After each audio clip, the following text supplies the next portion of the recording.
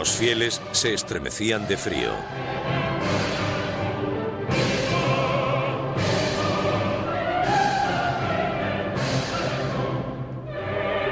Notre Dame resonaba con los sonidos de 400 músicos y cantantes.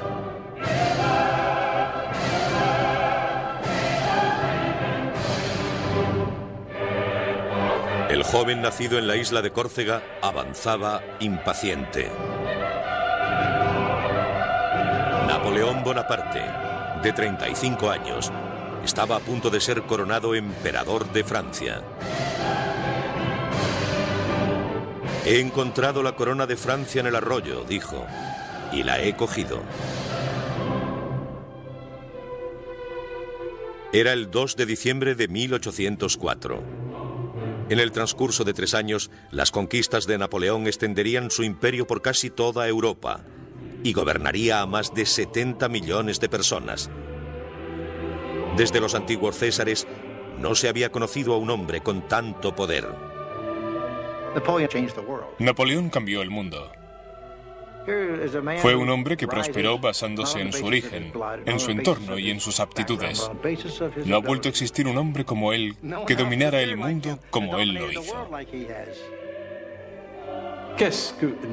¿Quién era Napoleón? Era una mano dentro de una camisa con un extraño sombrero. Si enseñamos el sombrero y la mano dentro de la camisa, en Japón, Estados Unidos o Francia, todo el mundo sabrá que hablamos de él. Que ce soit aux États-Unis, que ce soit en France, on dira Napoléon. Sobre todo era un hombre ambicioso. Le encantaba el poder. Decía, amo el poder como el músico ama su música. Hizo todo lo que estuvo en su mano para lograr sus propósitos.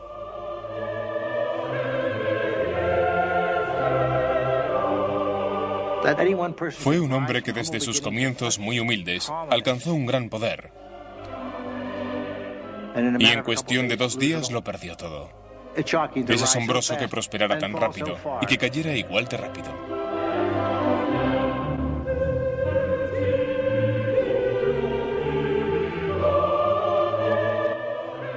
Napoleón subió en solitario los escalones hasta el altar.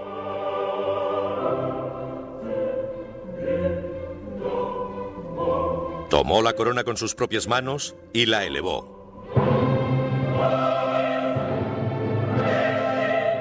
Luego la dejó caer sobre su cabeza. Napoleón.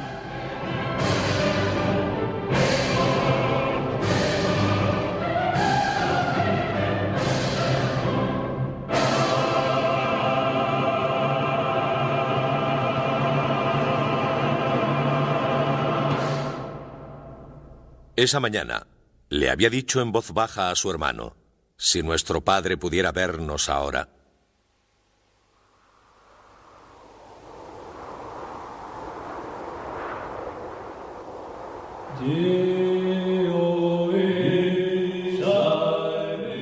Primera parte. Hacia el destino.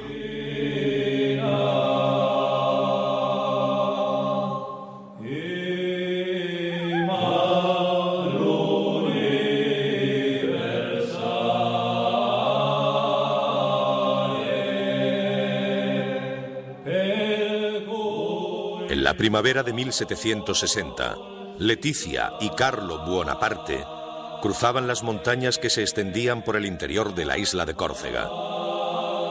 Eran patriotas corsos, decididos a rechazar al ejército francés que había invadido su diminuta isla. Los corsos eran solo 100.000 o 120.000 personas, en su mayoría campesinos o pastores. Tenían pocas armas de fuego, poca pólvora, y tenían que defenderse contra una población de 22 millones de franceses. En aquel momento, el país más avanzado de toda Europa.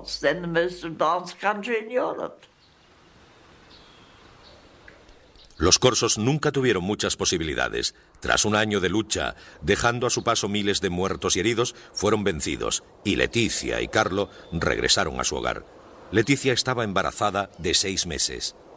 Salve Santa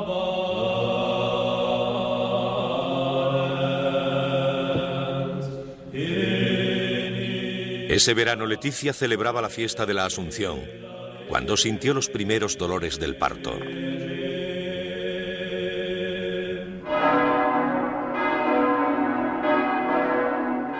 Un poco más tarde, el 15 de agosto de 1769, daba a luz a su hijo, Napoleone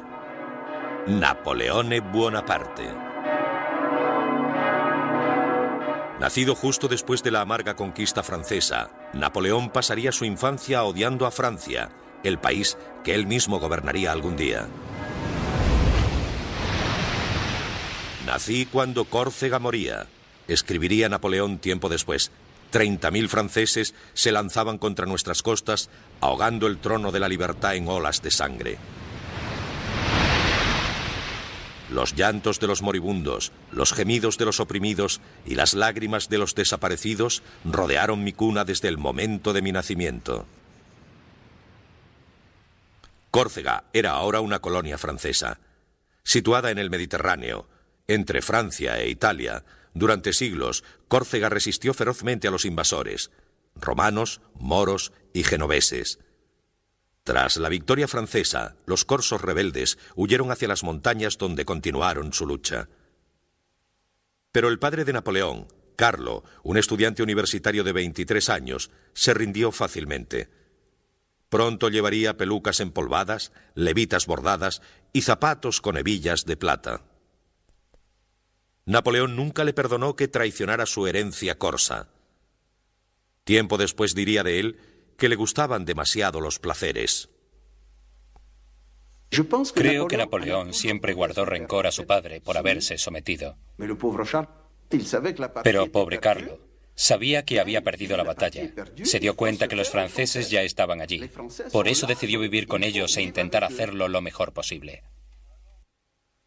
Carlo empezó a ejercer como abogado y ganó las elecciones a la Asamblea Corsa. Su estima aumentó ante los gobernantes franceses. Pero Napoleón pocas veces dijo algo bueno sobre él. Dejaba sus oraciones para su madre, la bella y tenaz Leticia. Como madre, diría, era única.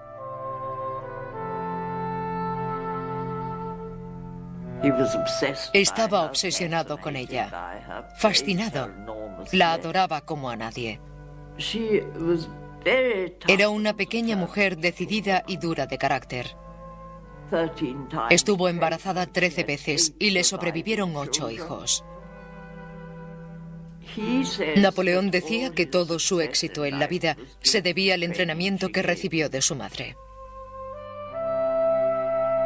Leticia era una mujer dura y austera, endurecida por la guerra, que castigaba a sus hijos para enseñarles el sacrificio y la disciplina. A veces me hacía irme a la cama sin cenar, recordaba Napoleón, como si no hubiera nada de comer en la casa. Teníamos que aprender a sufrir y que no lo viera nadie. Incluso su ternura era severa. Mi madre, qué hombre, decía Napoleón. Tenía la cabeza de un hombre en el cuerpo de una mujer.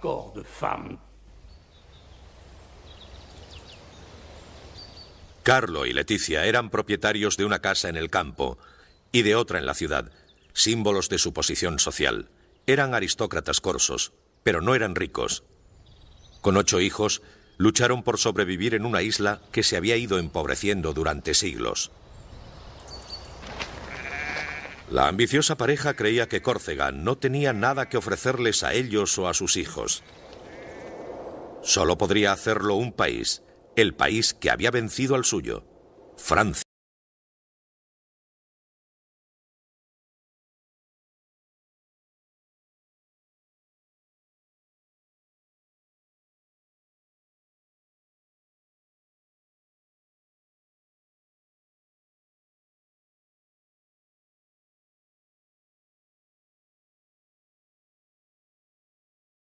testigo del esplendor de la corte francesa con toda su majestuosidad.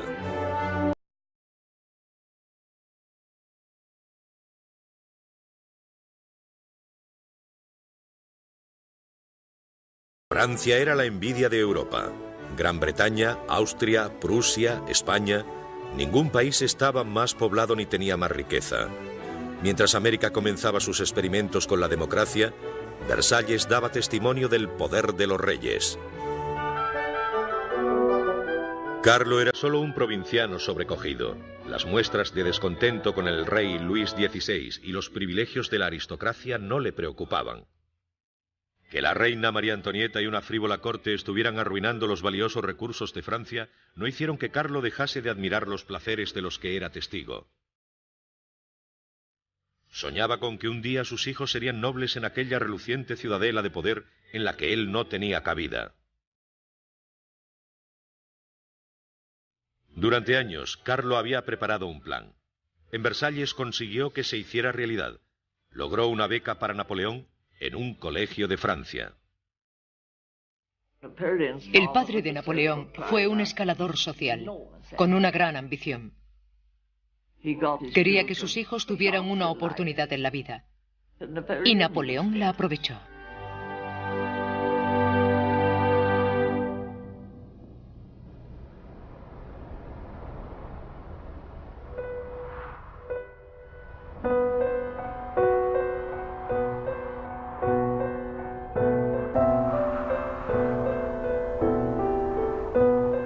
Napoleón pisó Francia por primera vez en el invierno de 1778. Un joven de 9 años, bajo de estatura y acostumbrado al calor del Mediterráneo, de repente se encontró solo en las llanuras azotadas por el viento del norte de Francia. Un becado en el colegio militar de Brienne-le-Château. Casi no sabía hablar francés. Durante los siguientes 5 años no tendría vacaciones ni visitaría su hogar. No quería a Francia. Se seguía viendo a sí mismo como un sujeto rencoroso hacia un rey extranjero. Él se veía como corso. Estaba rodeado de estudiantes, hijos de aristócratas franceses. No tenía nada que ver con ese pequeño extranjero.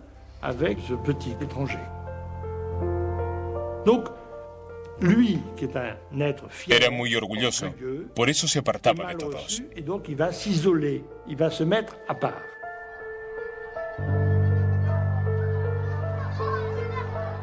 Sombrío, reservado e impopular, Napoleón respondió a sus compañeros de clase que se reían de su acento y su débil complexión con desafío. «Haré todo el daño que pueda a estos franceses», le dijo a un compañero. Napoleón se convirtió en un francófobo. Odiaba a Francia y a los franceses. Lo pasó muy mal hasta que lo olvidó todo. Napoleón volvería sus simpatías hacia Francia, pero no sin que pasaran años de resentimiento y lucha.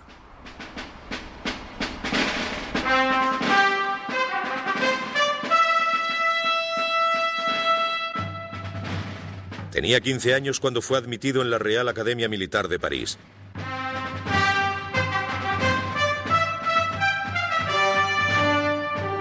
Junto con los hijos de algunas de las grandes familias de Francia, conocería los esplendores de la civilización francesa.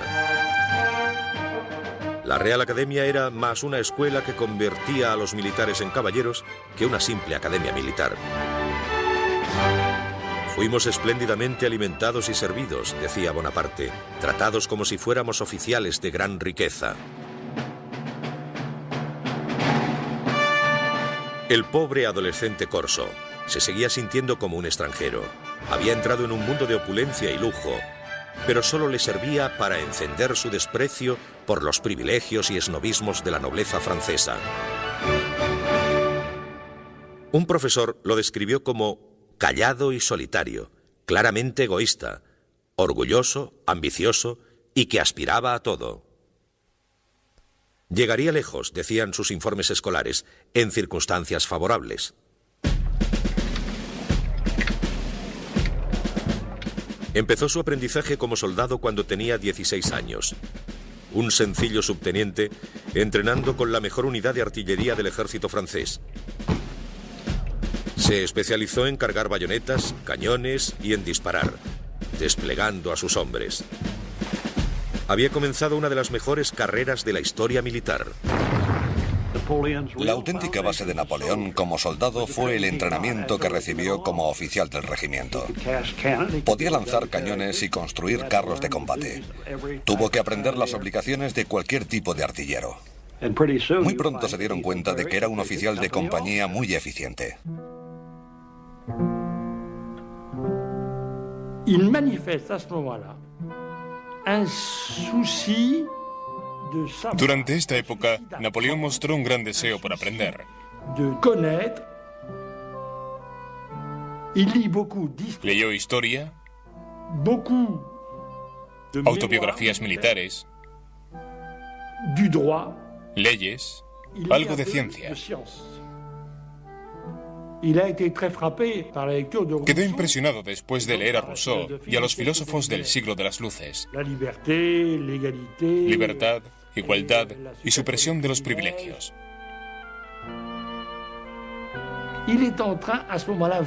Estaba en proceso de encontrarse a sí mismo. Pero para un soldado nacido en Córcega, la promesa de libertad e igualdad era solo un sueño. Bonaparte sabía que no podría llegar a ningún lugar.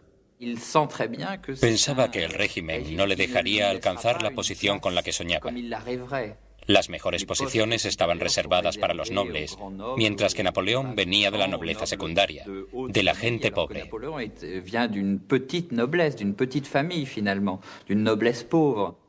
Frustrado por sus ambiciones militares, Bonaparte soñó con hacerse famoso como escritor y escribió una breve historia sobre Córcega. Incluso intentó hacer una novela. Estaba furioso con el régimen porque le condenaba a soñar con su destino. Tan solo podía escribir novelas, pero quería que su vida fuera como esas novelas, y aquello no era posible bajo el viejo régimen.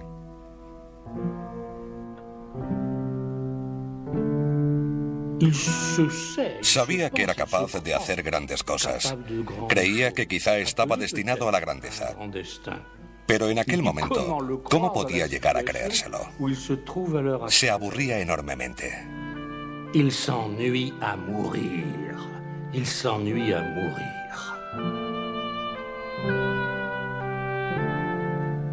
Siempre solo entre hombres, escribió Bonaparte. Llego a casa para soñar y para dedicarme con todas mis fuerzas a la melancolía. Mis pensamientos se detienen en la muerte. ¿Qué ira me conduce a desear mi propia destrucción? No hay duda, porque no veo lugar para mí en este mundo. Fue la revolución lo que liberaría a Bonaparte.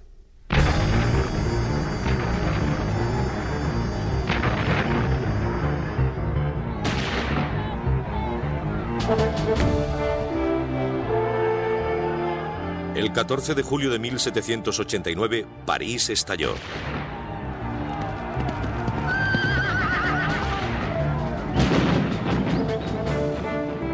Una multitud enfurecida se lanzó a las calles gritando libertad, igualdad y fraternidad.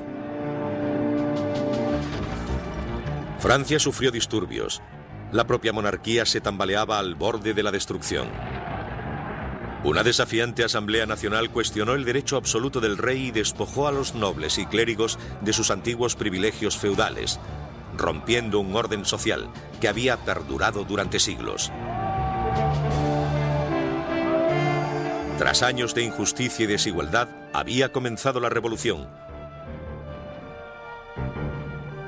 Tardaría años en acabar. Mientras la revolución tomaba impulso, Bonaparte servía en el ejército lejos de París. Desconfiaba de la multitud enfurecida, pero daba la bienvenida a los cambios que transformarían al país. Lo cierto es que él no fue un revolucionario antes de comenzar la revolución. Pero Bonaparte vio la revolución como una buena noticia. Tuvo un impacto casi religioso en él, porque de repente sintió que la revolución iba a abrir la sociedad francesa, que aboliría los privilegios y pondría fin a las jerarquías y al tipo de condescendencia que el propio Napoleón había sufrido en su juventud.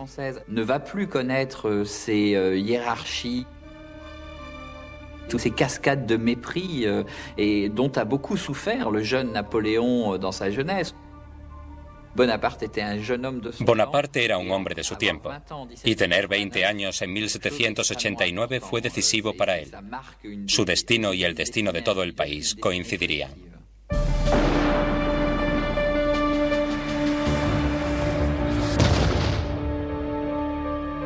En el verano de 1792, Bonaparte se dirigió a París y fue testigo del fin de la monarquía francesa. En junio, una multitud asaltó el Palacio de las Tullerías y mostró al rey el gorro rojo de la Revolución.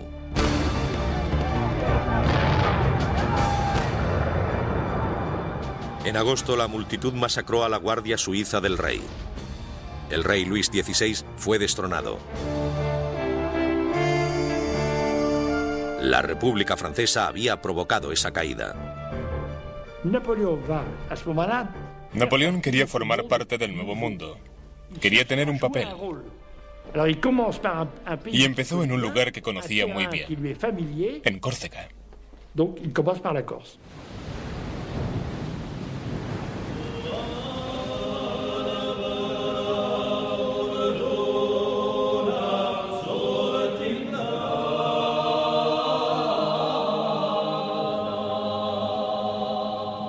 Bonaparte tenía 23 años, era un revolucionario idealista cuando abandonó el ejército francés y regresó a Córcega. La República Francesa había tomado a Córcega como parte de Francia y había dado a los corsos todos los derechos y libertades de los ciudadanos franceses. Bonaparte, un teniente de la Guardia Nacional de la isla, se lanzó a la política corsa. Pasquale Paoli era el gobernador de la isla. Paoli había sido el héroe de la infancia de Bonaparte, el líder de la guerra corsa contra Francia. Ahora Bonaparte soñaba con alcanzar el poder al lado de Paoli. Pero se decepcionaría amargamente. Paoli no confió en él. Un muchacho inexperto, le llamó Paoli, un chico sin ninguna experiencia. El patriota corso pensó que Bonaparte era demasiado ambicioso, demasiado egocéntrico y favorable a la causa francesa. Bonaparte y Paoli no tenían los mismos ideales. Paoli seguía pensando que Córcega debía ser independiente. Pero esta vez Napoleón Bonaparte pensaba que era una buena idea que Córcega formara parte de la Francia revolucionaria. Tenía una doble personalidad, tanto corsa como francesa. Pero durante mucho tiempo, Napoleón ignoró que era francés. Llevaba tiempo siendo francés, pero él no lo sabía. Napoleón quedó unido a Francia por el ejército y por un sentimiento natural. Su larga educación allí le había cambiado las ideas.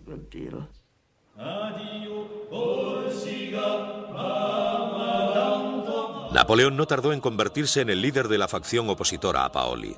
La rivalidad entre los dos se extendió por toda la isla, intensificando la lucha política entre los dos hombres.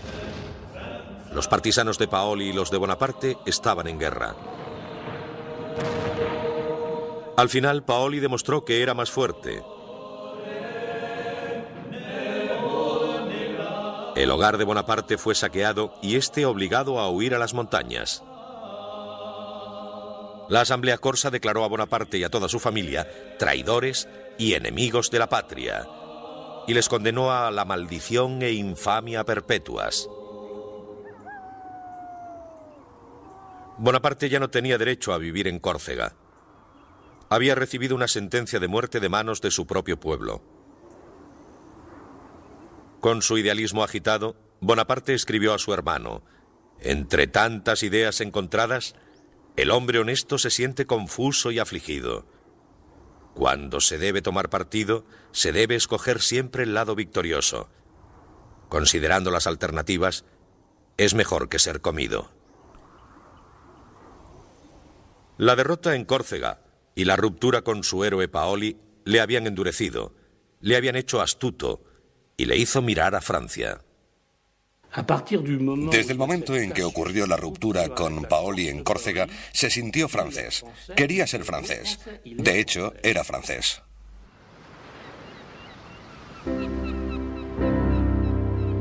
En junio de 1793 embarcó hacia Francia con su madre viuda, sus 3 hermanos y sus 3 hermanas, refugiados que llevaban con ellos todo lo que tenían en el mundo.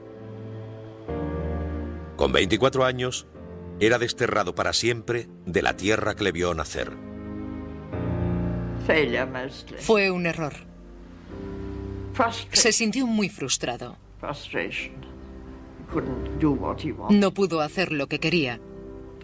Pero cuando abandonó Córcega, su ambición era tan grande que olvidó los objetivos que tenía trazados. Se tornaron en una ambición por controlar Francia, luego Europa y posiblemente el mundo. Su ambición le hizo olvidar las esperanzas y errores de su niñez.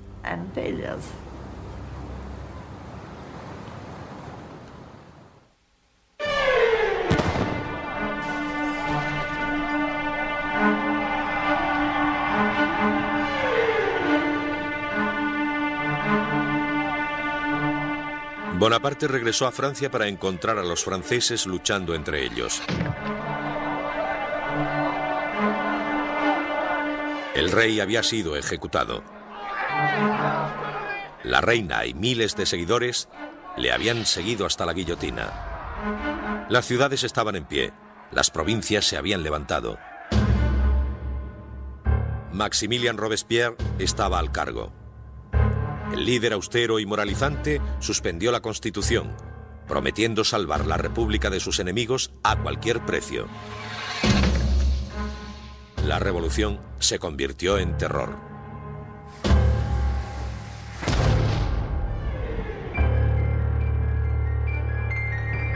Desgarrada por la guerra civil, Francia estaba en lucha casi con toda Europa.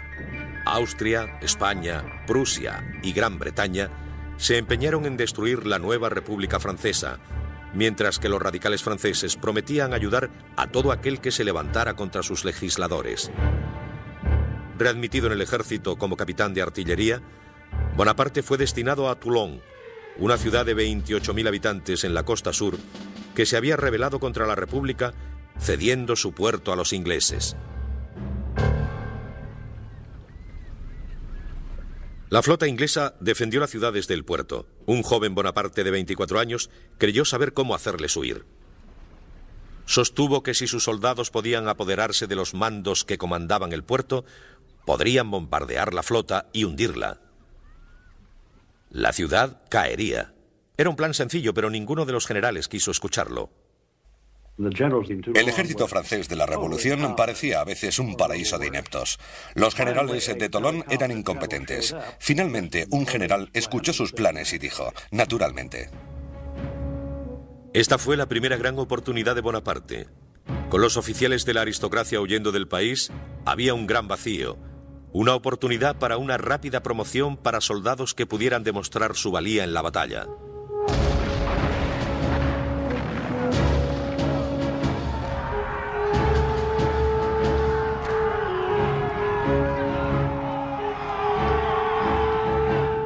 Bonaparte luchó valientemente, liderando a sus hombres en el asalto al fuerte que guardaba la cima, resultando herido en el muslo por una bayoneta enemiga. 10 barcos ardieron en llamas. Los ingleses huyeron. Toulon fue reconquistado y Bonaparte ascendió. En solo 3 meses, había ascendido de capitán a brigadier general.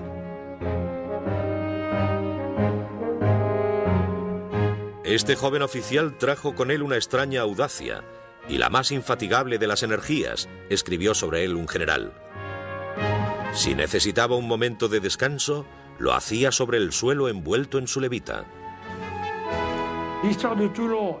Toulon fue importante en la vida de Napoleón porque fue allí donde todo empezó. Pero hay que decir que sus acciones no tuvieron nada de especial. Cualquier joven oficial hubiera hecho lo mismo. Pero le tocó a Napoleón y eso le hizo famoso.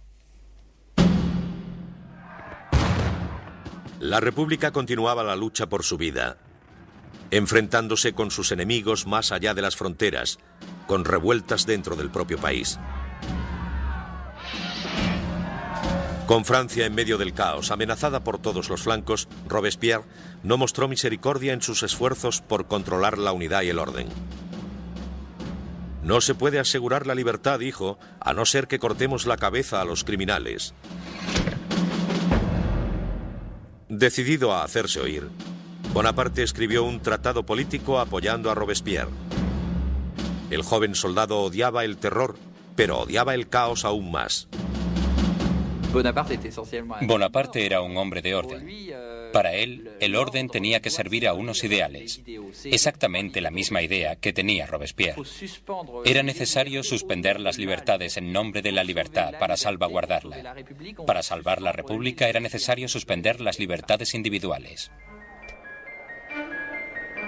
En el verano de 1874 cayó el gobierno de Robespierre. Ahora les tocaba morir a los que habían sembrado el terror, incluido Robespierre.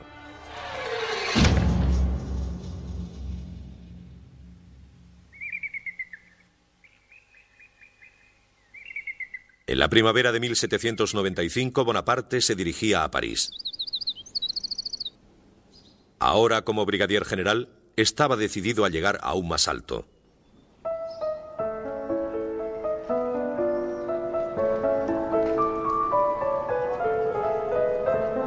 Francia tenía un nuevo gobierno constitucional.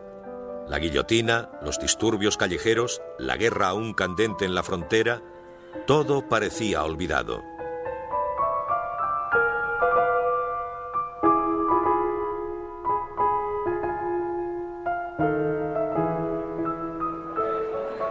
Nadie, escribiría un contemporáneo, piensa en otra cosa ahora que no sea comer, beber y disfrutar. Los ricos disfrutaban de grandes alardes, de entretenimientos lujosos y vestidos exuberantes.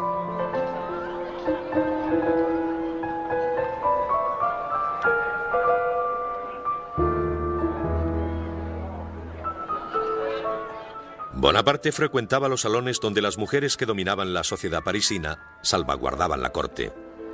Las mujeres aquí, escribió a su hermano, son el centro de todo. En este lugar parecen llevar las riendas del gobierno.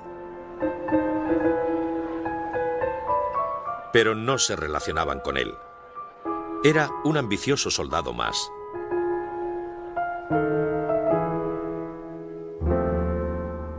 Una noble de la época recordaba: aún recuerdo su cara. Llevaba botas de mala calidad y un horrible sombrero redondo que le cubría los ojos. Su tez amarillenta, provocada por su extrema delgadez, le provocaba un efecto enfermizo general. Bonaparte parecía haber llegado a un punto muerto. Estaba desesperado por un ascenso, pero nadie le prestaba atención. Si esto continúa, escribió a su hermano, terminaré por no apartarme cuando pase un carruaje. Entonces un alboroto político le volvió a ofrecer una oportunidad. El 5 de octubre de 1795, multitud de parisinos se lanzaron a las calles junto a los hombres de la Guardia Nacional para restaurar la monarquía. La rebelión amenazaba con derrocar a la República. El gobierno llamó a Bonaparte para que detuviera el ataque. No había muchas más posibilidades. Cuando estalló esta rebelión, no había ningún general competente en París. Pero allí estaba el joven Bonaparte. Era un hombre de convicciones. Había que darle esa misión. Napoleón no iba a ser discreto. Usaría todas las armas a su alcance. Nadie había usado cañones en París antes de esta revuelta.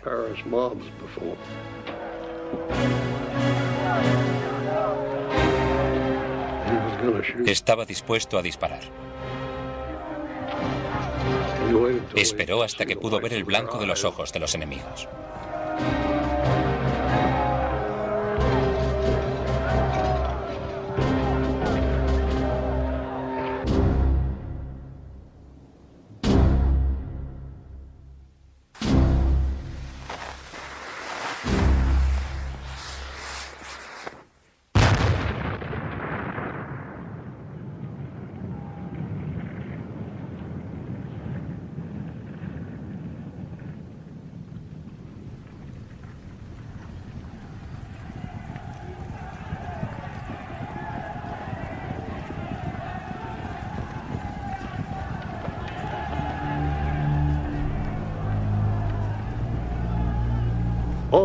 Todo terminó casi con un solo cañonazo. Probablemente mató a cientos de personas. No era un hombre muy famoso en las bases, pero después de aquello se convirtió en el hombre de las calles de París. Bonaparte escribió a su hermano: "El enemigo nos atacó. Matamos a muchos de ellos. Ahora todo está en calma. No puedo sentirme mejor".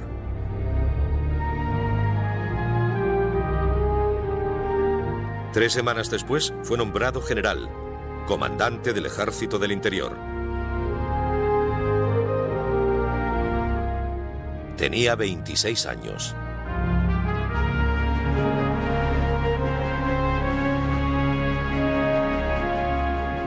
Bonaparte era ahora un hombre a tener en cuenta. Fue conducido a París en un elegante carruaje con ropa nueva y empapado en agua de Colonia. El ingenuo general no era un hombre mujeriego, pero se había enamorado. Su nombre era Marie-Joseph Rose de Beauharnais, pero todo el mundo la conocía por Rose, pero Bonaparte la llamaba Josefina. Era una aristócrata criolla de la colonia francesa de la Martinica, una viuda de 32 años con 2 niños pequeños, agobiada por las deudas y que intentaba abrirse camino sola en París. Lánguida, con una indiferencia que rayaba en la indolencia, era famosa por ser una mujer refinada, encantadora y con gracia. Se decía que incluso se metía en la cama con elegancia. Josefina era una mujer con un gran encanto, sensualidad y, si no guapa, al menos ágil y de movimientos ondulantes. La belleza es algo que todos admiramos, pero la belleza sin encanto es como una comida sin especias. Napoleón solía decir: "Yo soy tímido con las mujeres. Madame de Beauharnais ha sido la primera mujer que me ha dado confianza". Josefina era lo que podríamos llamar una mujer algo adelantada a su tiempo. Se había casado joven. Su marido había muerto en la guillotina. Había tenido un romance con alguien que la ayudó. Y se sabía que había tenido varios romances con hombres de la alta sociedad francesa. Nadie tenía más poder que Paul Barras, la figura más poderosa del nuevo gobierno. Josefina era su amante, una mujer de influencia en los salones de moda de París. Bonaparte vio en ella un mundo de poder. Era el centro de la sociedad. Tenía todo tipo de contactos. Era alguien que le podía servir de mucha ayuda. Yo creo que se enamoró perdidamente de ella. Josefina vivía en una pequeña casa con un bonito jardín. Había quien decía que Barras le pagaba el alquiler. Pero Barras estaba empezando a cansarse de ella. Ahora Bonaparte era el que la visitaba. Él le escribía: "Dulce e incomparable Josefina, me despierto pleno de ti. El recuerdo de los placeres de la última noche no dejan descansar a mis sentidos". Josefina amaba el amor y era muy buena amante. Bonaparte no tenía experiencia. Fue ella la que le introdujo en el mundo del amor.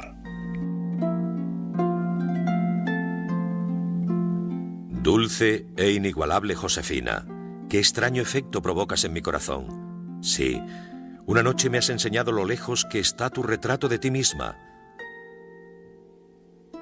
1000 besos, mi dulce amor. Pero no me los devuelvas porque me encenderías de pasión.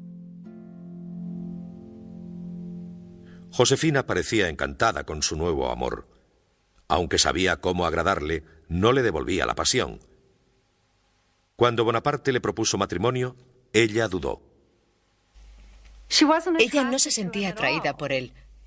De hecho, tiempo después, le dijo a un viejo amigo que durante mucho tiempo tuvo que superar un sentimiento de repugnancia. Era muy serio, tenía poco sentido del humor y estaba muy delgado. Parecía que se le caía el pelo e iba desaliñado.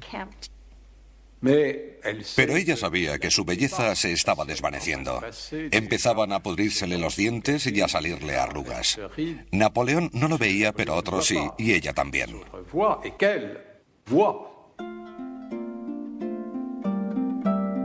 Su aspecto decaía y sus dudas se amontonaban. Necesitaba un protector.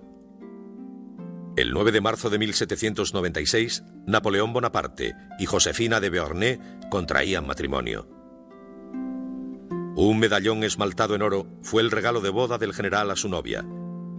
En él hizo grabar las palabras «Hacia el destino».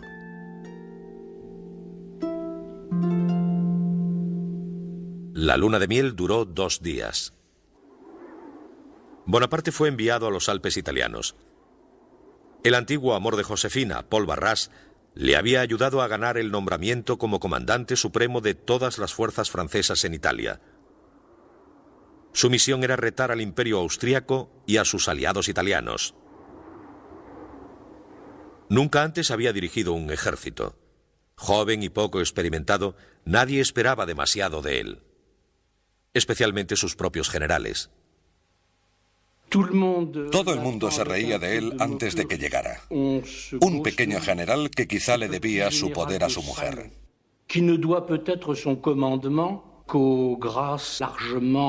Entonces llegó él, y al momento, los veteranos que se habían reído de él entendieron perfectamente que él estaba al cargo de todo.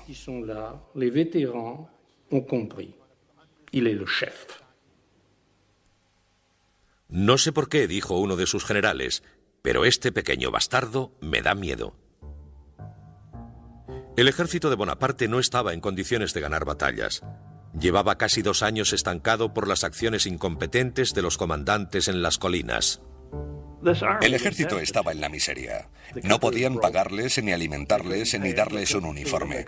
Solo decirles que invadieran el territorio enemigo y que se quedaran con lo que encontrasen.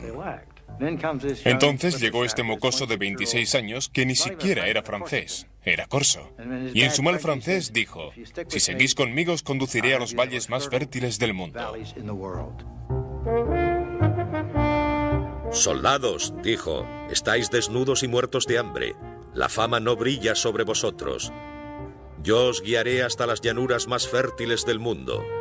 Provincias ricas y grandes ciudades caerán bajo vuestro poder.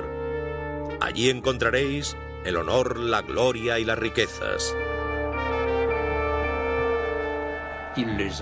Les cautivó. Era un magnífico actor.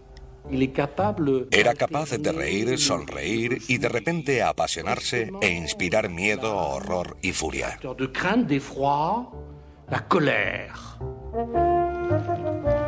El 2 de abril de 1796, Bonaparte marchó con su ejército.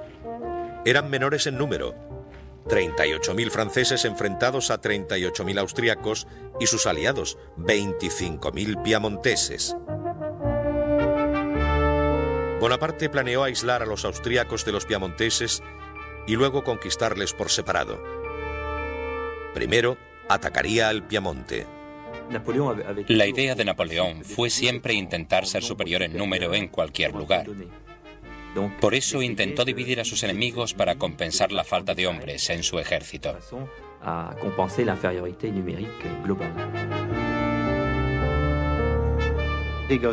Se dirigió a las montañas y desplegó sus fuerzas. El enemigo no sabía dónde estaba, por lo que también empezó a desplegar las suyas. En el último momento, concentró rápidamente sus fuerzas, consiguió la superioridad numérica necesaria y les aplastó. Fue veloz. El ejército de Napoleón podía caminar 45 kilómetros diarios. A los piamonteses les costaba llegar a los 4 o 5 al día. Napoleón dijo que no había nada de teoría en la guerra. Hay que hacer lo que hay que hacer y hacerlo rápido. Sorprender al enemigo y dejarle atónito si se puede. Moverse rápidamente y ser cruel con él. En solo 2 semanas ganó 6 batallas. Hizo miles de prisioneros y acabó con el ejército piamontés. Uno de los oficiales piamonteses se quejaría después. Enviaron a un loco que atacaba a derecha e izquierda, por detrás y por delante. Es una forma intolerable de hacer la guerra. El 26 de abril, el Piamonte se rindió. Bonaparte pidió oro y plata y pagó a sus tropas el primer dinero auténtico que veían en muchos años. «Soldados», dijo, «os lo agradecemos». Mientras Bonaparte lideraba a sus soldados hacia la batalla, nunca dejaba de pensar en Josefina, escribiendo carta tras carta a diario.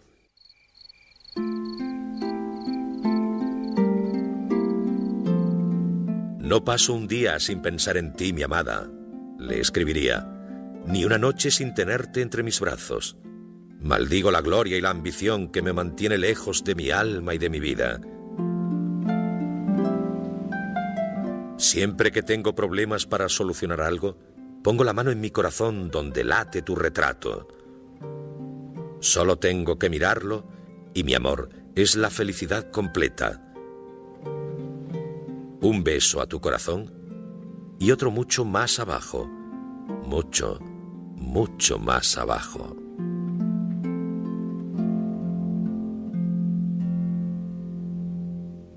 Josefina a veces leía las cartas en alto a sus amigos. Bonaparte les decía, «es tan divertido». Con el Piamonte rendido, Bonaparte se lanzó contra los austríacos, que se retiraron hacia el este, desconcertados ante un general de 26 años y su nueva forma de luchar. En el siglo XVIII había nobles comandando ambos bandos y tenían un cierto código. Los ejércitos maniobraban, y si podían mantenerlos a raya, todo habría terminado. No habría lucha.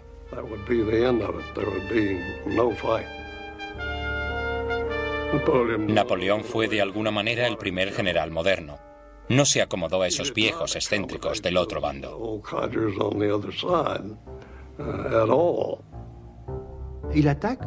Atacaba todos los días. Atacaba cuando nevaba, por la noche, cuando hacía frío. No era la manera habitual. Buscaba al enemigo, luchaba con él, y cuando parecía que iba a parar, seguía. Al día siguiente volvía a luchar. Le sorprendía.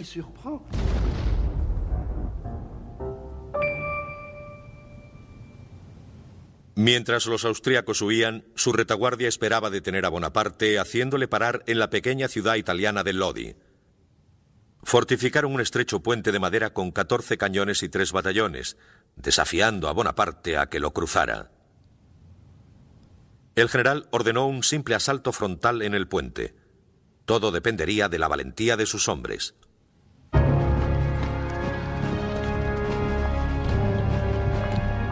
Se había ganado su admiración con su rápida sucesión de victorias. Ahora descubriría si también se había ganado su confianza. ¿Cómo se anima a los hombres a hacer algo así? Es cuestión de carisma. Tenía una tremenda presencia. Napoleón era un maestro a la hora de motivar a sus soldados.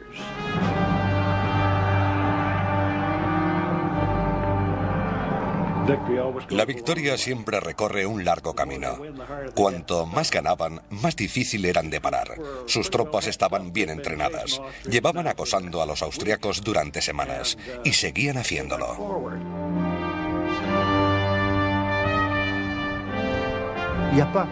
No había tácticas. Las tropas llegaban entusiasmadas y sorprendían rápidamente al enemigo. Era una cuestión de entusiasmo. Todo el mundo se lanzaba a la batalla. Todos se arriesgaban hasta la muerte.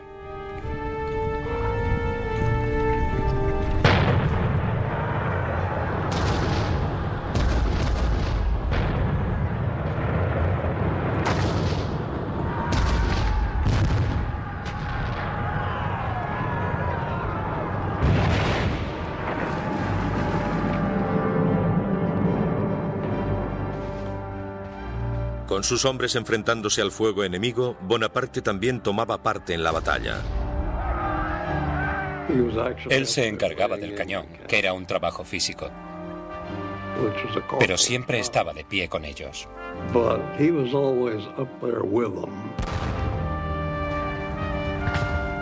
Era un hombre con una valentía asombrosa. Estaba siempre donde se le necesitaba. Si se le necesitaba en el frente para animar a la gente, allí estaba él. Asumía riesgos físicos. Incluso si las balas de cañón caían cerca de él, no tenía miedo, a pesar de que sucedió en varias ocasiones. Los franceses cruzaron la mitad del puente y tuvieron que volver bajo una lluvia de fuego. Luego, una última carga y lograron cruzarlo.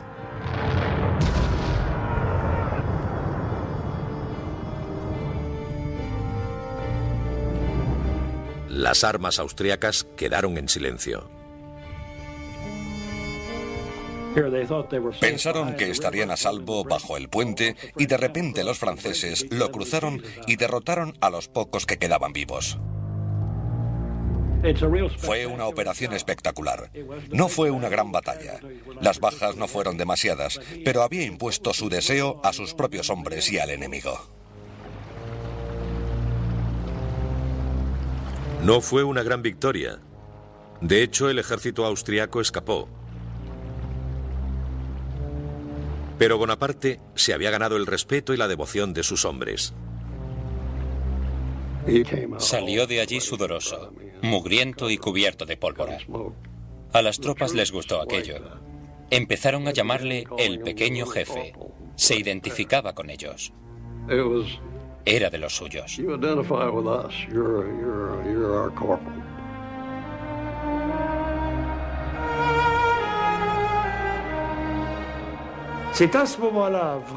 Ese fue el momento en el que empezó a convencerse de que tenía una buena estrella y que su destino le había escogido para realizar grandes cosas.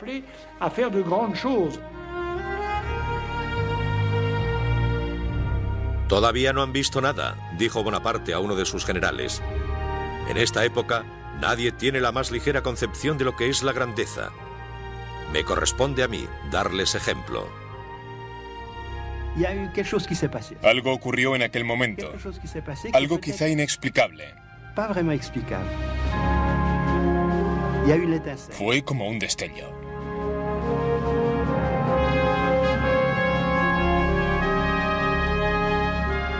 La batalla de Lodi convenció a Napoleón Bonaparte de que aquel era su destino. Desde aquel momento, dijo, imaginé lo que podría ser. Ya sentía la tierra huyendo bajo mis pies como si me estuviera transportando al cielo.